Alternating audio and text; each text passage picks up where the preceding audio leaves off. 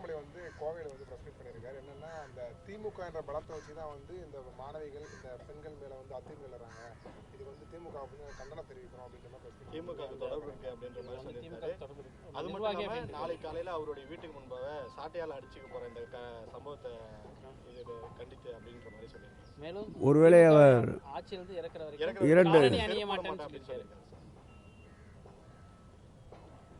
தற்போது சபரிமலை மண்டல காலம் முடிந்து அடுத்து மகர விளக்கு பூஜை காலம் தொடங்க இருக்கின்றது.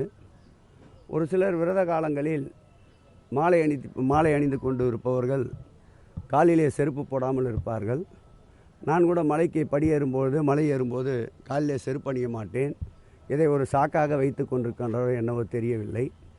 அதேபோல் நாடாளுமன்ற தேர்தலில் அவர் பெற்ற தோல்விக்கு இதுவரையில் பரிகாரம் தேடவில்லை. பல பேட்டிகளை நீங்களே கண்டிருப்பீர்கள். நிச்சயமாக கொங்கு மண்டலத்தில் அனைத்து தொகுதிகளிலும் நாங்கள் வெற்றி பெறுவோம். திமுக 40 தொகுதியிலும் டெபாசிட் வாங்காது என்று கூட எழுதி வைத்துக் கொள்ளுங்கள் என்று கூட பேட்டியை தந்திருந்தால் நீங்கள் அனைவரும் அறிந்த ஒன்றுதான்.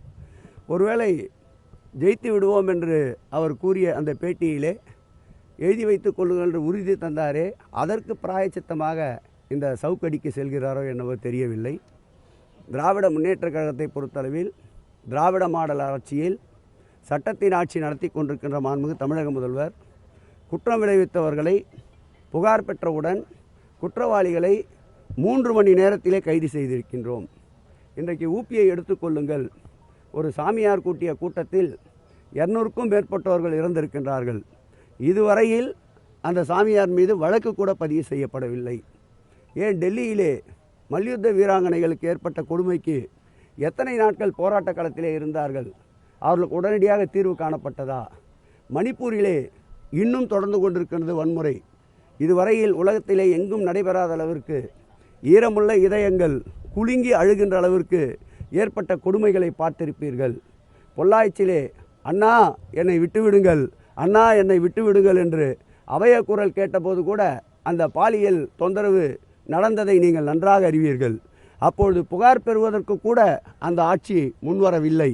எத்தனை நாட்கள் கழித்து புகாரை பெற்றார்கள்? எத்தனை நாட்கள் கழித்து கைது நடவடிக்கையில் ஈடுபட்டார்கள்? இந்த ஆட்சியை பொறுத்தளவில் நடந்த சம்பவத்திற்கு நிச்சயமே எல்லோரும் வருத்தப்படுகின்றோம்.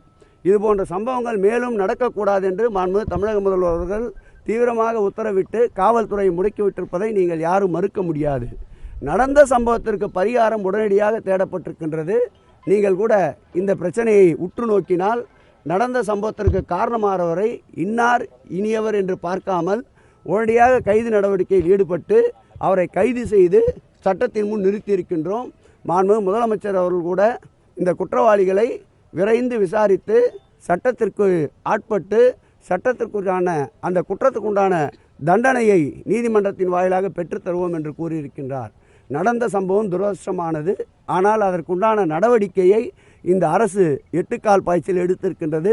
நாடே மனசாட்சி உள்ளவர்கள், நடுநிலையாளர்கள் இதை பாராட்டி கொண்டிருக்கின்றார்கள். நடவடிக்கை எடுத்திருக்கு நீங்க சொல்றீங்க. ஆனா தேமுதிக பொதுச் செயலாளர் வந்து முதலமைச்சர் இதை பத்தி இன்னும் வாய் திறக்கல, அவருமே இதை பத்தி பேசல அப்படின்ற மாதிரி அவரும் விமர்சனம் பண்ணியிருக்காங்க. இப்போ ஒரு நாட்டினுடைய தலைமை பொறுப்பிலே இருப்பவர்களுடைய உத்தரவுக்கிணங்க தான் அனைத்து பணிகளும் நடந்து கொண்டிருக்கும். மாண்புமிகு முதலமைச்சர் அவர்கள் உறக்கத்திலே இருப்பவர் அல்ல. 24/7 களத்திலே நின்று போராடி கொண்டிருப்பவர். மக்களுடைய துயர் என்றவுடன், மக்களுடைய அபய குரல் என்றவுடன் ஆதரவு கரம் நீட்டுகின்ற முதல்வர் எங்களுடைய முதல்வர். 24/7 பணியாற்றுகின்ற எங்களுடைய முதல்வர் ஆட்சியுடைய நிர்வாகத்தை குதிரையுடைய லகானை எப்படி கையிலே பிடித்திருப்பார்களோ அதுபோல் நிர்வாகத்தை கையிலே பிடித்திருப்பவர். அவருடைய உத்தரவின்படிதான், அவருடைய துரித நடவடிக்கையின்படிதான் குற்றம் சாட்டப்பட்டவர்கள், குற்றத்தை விளைவித்தவர்கள் 3 மணி நேரத்திலே கைது நடவடிக்கையில் ஈடுபடுத்தப்பட்டிருக்கிறார்கள் என்பதை நீங்கள் இன்னொரு முறை பத்திரிகையாளர் சந்திப்பு தேமுதிகவுடைய தலைவர் நடத்தினார். அதில் இதை எடுத்து கூறுங்கள். சட்டம் ஒழுங்கு நன்றாக இருப்பதால் தான் நீங்களும் என்னிடம் பேட்டி கேட்டுக்கொண்டிருக்கின்றீர்கள். நாங்களும் துறை சார்ந்த அதிகாரிகளோடு இங்கே நின்று கொண்டிருக்கின்றோம். சட்டம் ஒழுங்கு சரியில்லை என்றால் வாய்க்கு வந்ததெல்லாம் பேசிக்கொண்டு எப்படி சுதந்திரமாக நடமாட முடியும்?